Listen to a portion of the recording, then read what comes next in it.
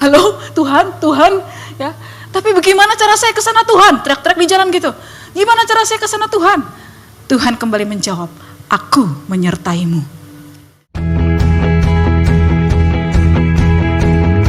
Yang saya ucapkan seperti ini. Asyhadu an la ilaha illallah wa Isa ruhullah. Saya nggak tahu yang gurung itu pendeta, Roh Kudus, Roh Allah. Tiba-tiba Gilbert berkhotbah, orang Kristen tidak bisa disantet. Apa gunanya sehat kalau mati masuk neraka? Bagi saya mujizat terbesar adalah nama saya tertulis di dalam kitab kehidupan. Harusnya di bulan April saya pindah agama, tapi oleh karena kasih karunia Tuhan itu telah terjadi dalam kami.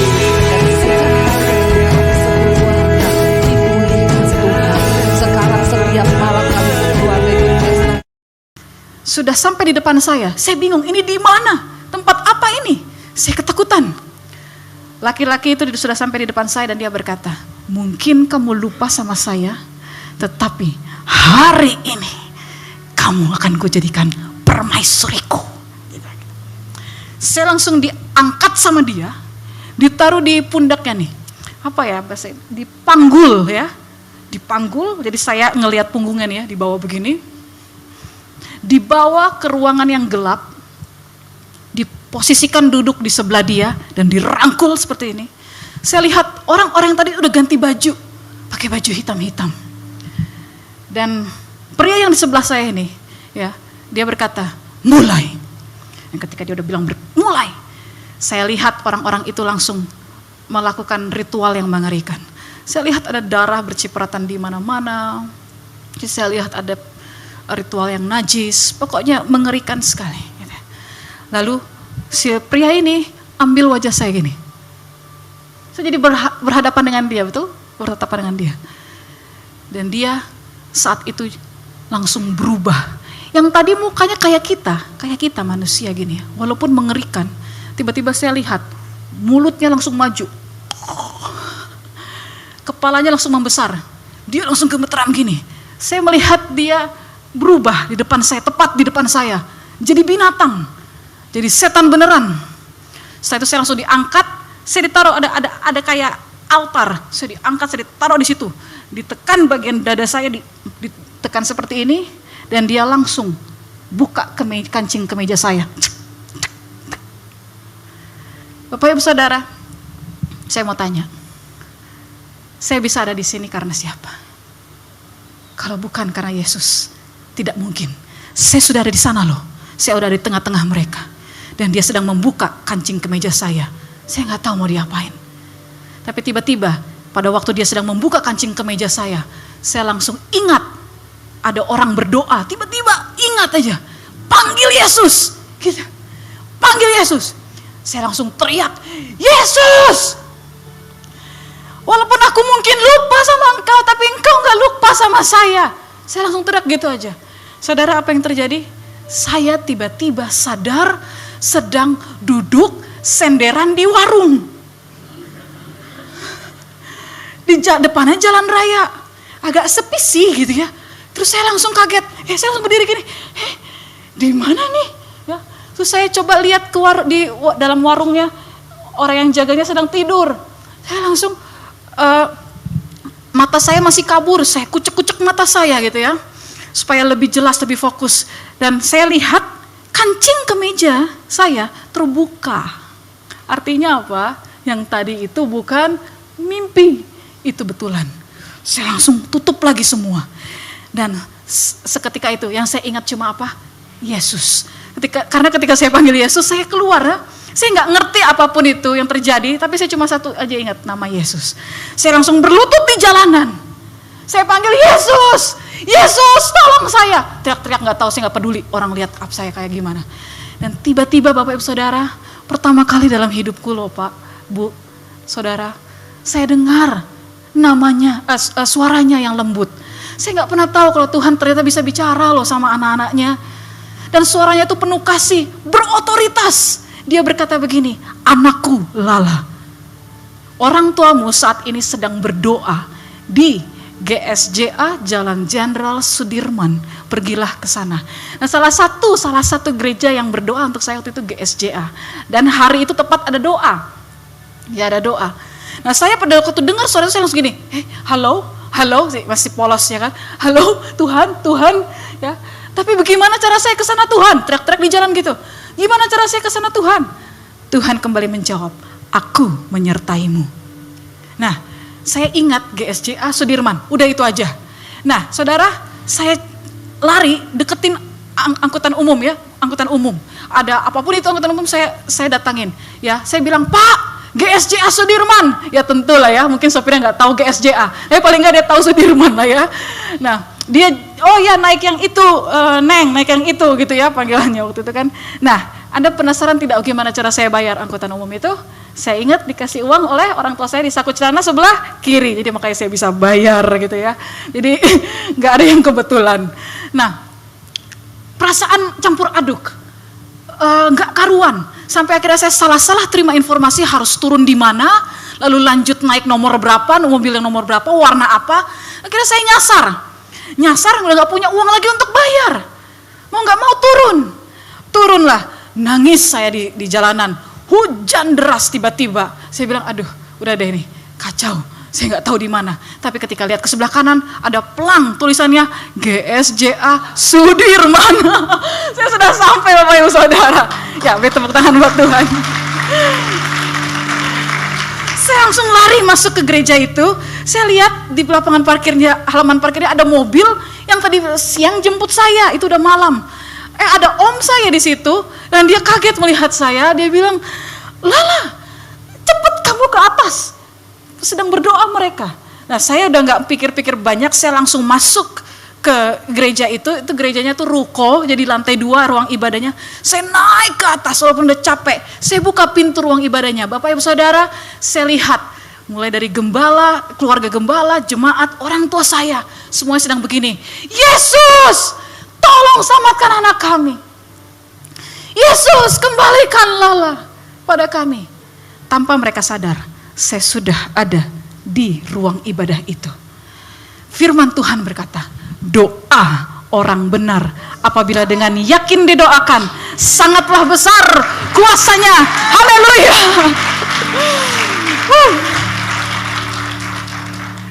Dan ketika mereka sadar saya sudah sampai di ruang ibadah, mereka langsung datang memeluk saya.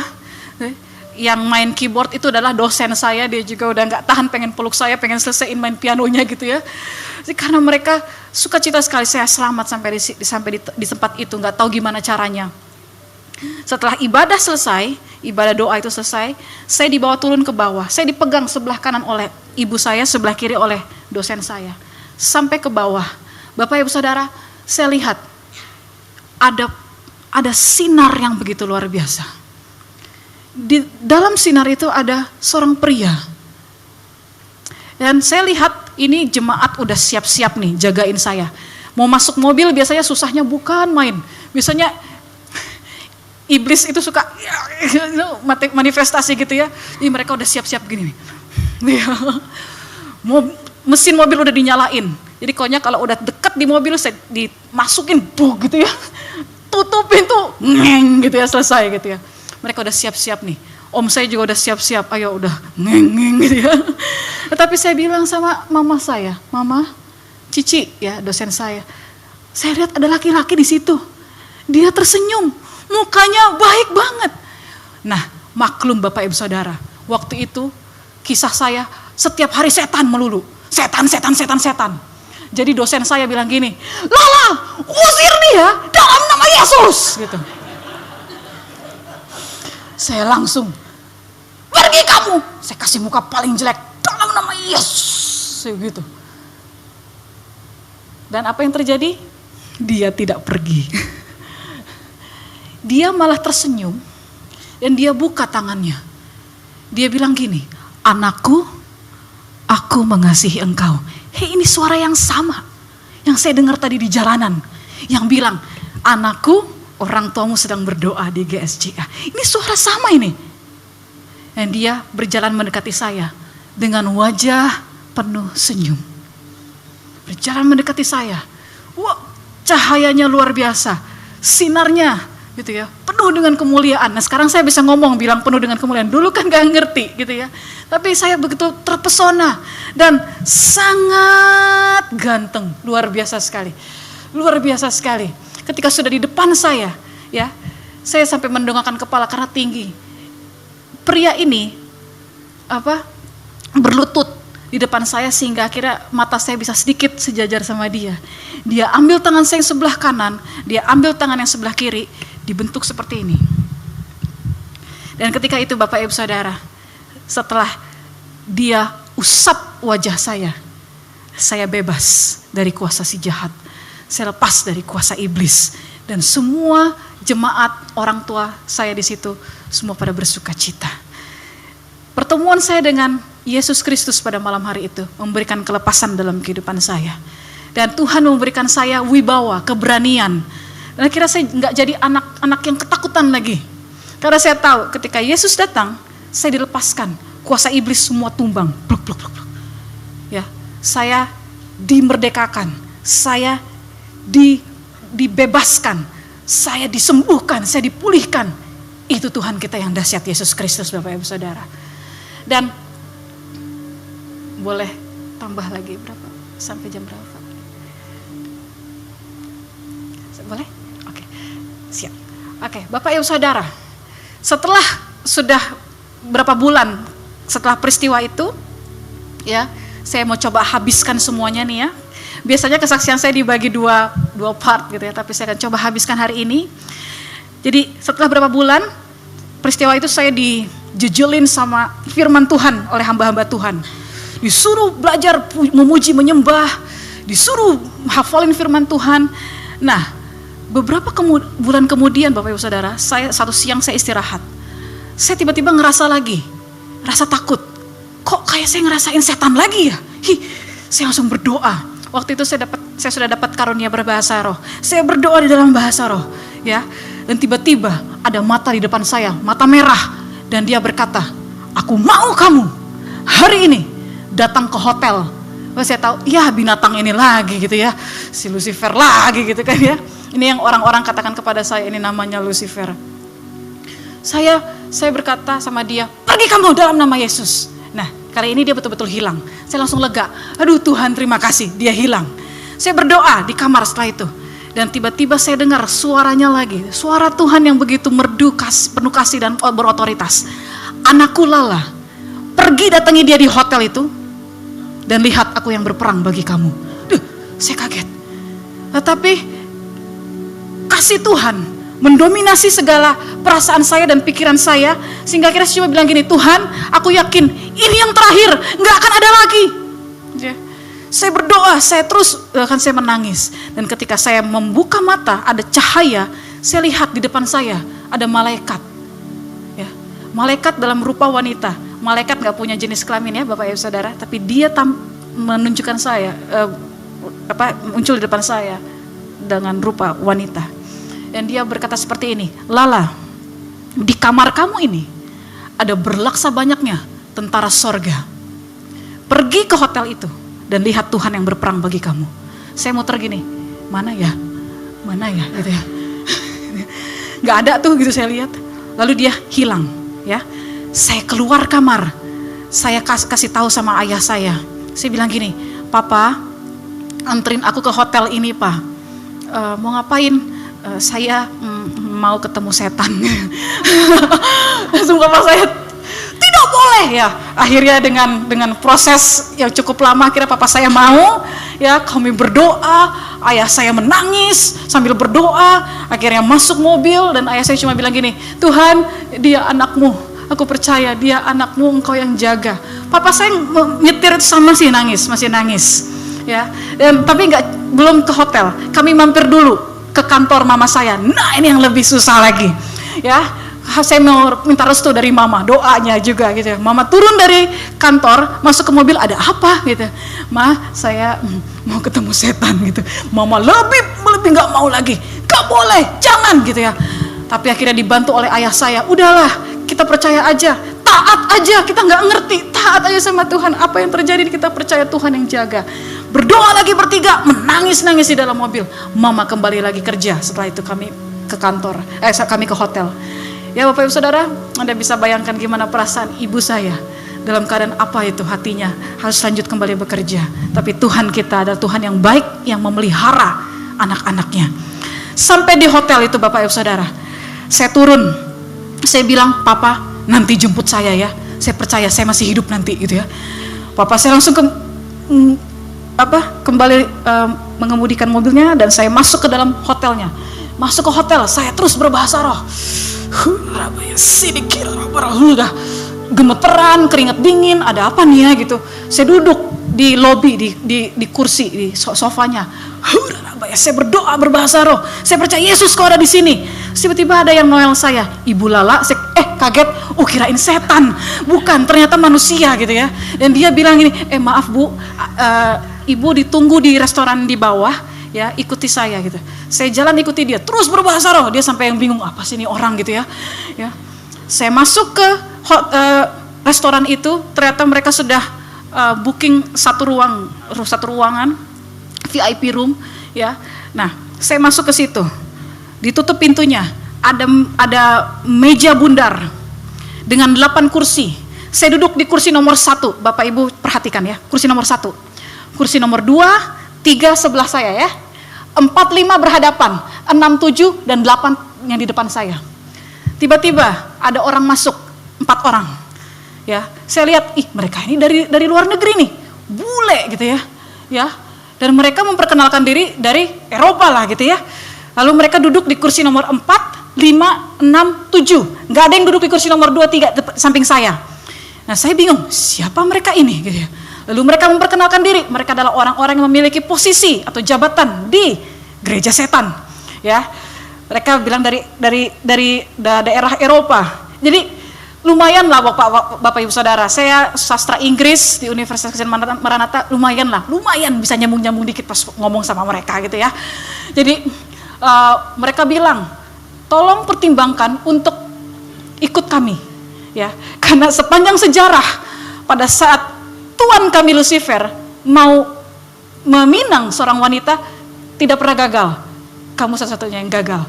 Pertimbangkan gitu ya, untuk ikut. Mereka nggak banyak ngomong Bapak Ibu Saudara, saya langsung bilang gini, saya paling nggak tahu lah ya satu kata ini, repent, bertobat tuh, repent in the name of Jesus, segitu aja, gaya banget ya.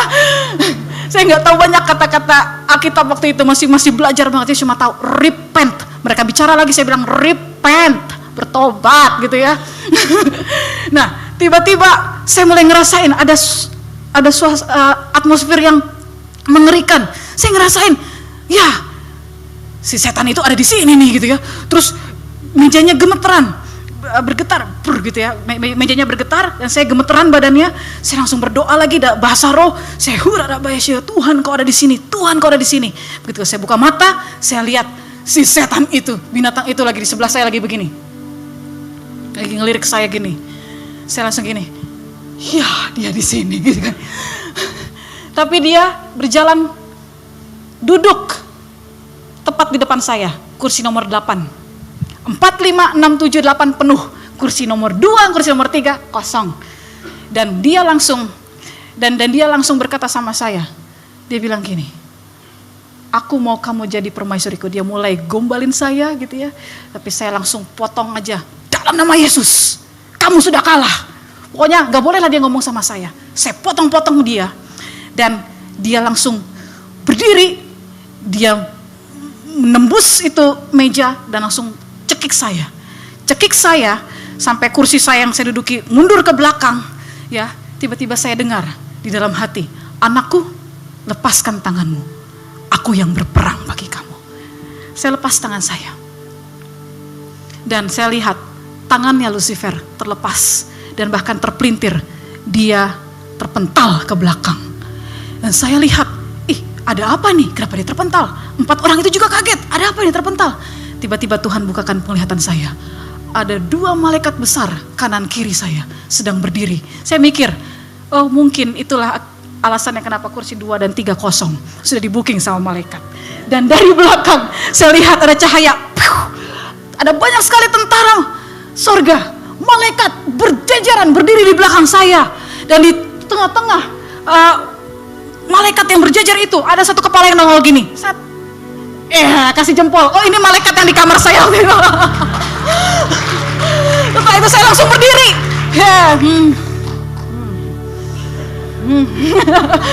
Langsung Lucifer tiba-tiba berdiri lagi dan dia bilang, belum berakhir di sini. Dia hilang. Saya nggak peduli Lucifer mau bilang belum berakhir, belum selesai. Tapi yang saya tahu ada pribadi di kayu salib yang berkata, sudah selesai. Iblis sudah kalah, kutuk sudah dikalahkan, sakit penyakit sudah ditanggung oleh Dia. Haleluya. Setelah itu saya ditoel sama si malaikat. Sudah cukup waktumu. Saya mau keluar, tiba-tiba saya berhenti, saya balik badan gini lagi. Repent, masih belum puas ya. Lalu ditoel lagi sama malaikat. Sudah. Ayo pergi keluar. Saya keluar berpapasan sama satpam yang turun ke bawah. Karena waktu itu agak bising ya. Mereka mau tanya ada apa. Saya lari ke atas. Saya ke lobi dan ternyata hotel ini bersebelahan dengan mall di Bandung ya. Dan ada lorong kecil yang mempermudah pengunjung hotel bisa ke mall itu. Nah, saya lari sampai di lorong kecil itu dan saya beristirahat. Saya bilang, aduh Tuhan, saya nggak percaya apa yang terjadi. Tiba-tiba malaikat-malaikat itu berdatangan kembali dan mereka berkata, Lala, sampaikan kisah ini kepada orang-orang yang kamu temui dan katakan pada mereka, Tuhan yang berperang bagi mereka. Setelah itu malaikatnya langsung begini, mari sebelum Lala kembali ke keluarganya, kita nyanyikan pujian kesukaan Lala. Mereka langsung ambil suara malaikat-malaikat itu. Bagus sekali. Lalu saya dengar ada suara musik. Saya bingung, penasaran lagu apa yang mereka nyanyikan. Lalu mereka nyanyi gini, Yesus terlebih besar, Yesus terlebih besar di dalamku, di dalam. Saya mengajak Bapak Saudara untuk pejamkan mata. Saya ngadep ke timur, nomor 2 bakal bangkrut. Anak yang nomor 2 tinggalnya saudaraku di Kanada. Dia bakal bangkrut abis-abisan. Yang nomor 2 bilang, Pak, jangan saya, geser aja koko saya. Biar dia yang mati, dia yang hancur, jangan saya. Saudaraku, perkara rejeki, walaupun kakak tetap saudaraku ya dikhianati. Amin saudaraku. Ini orang dunia.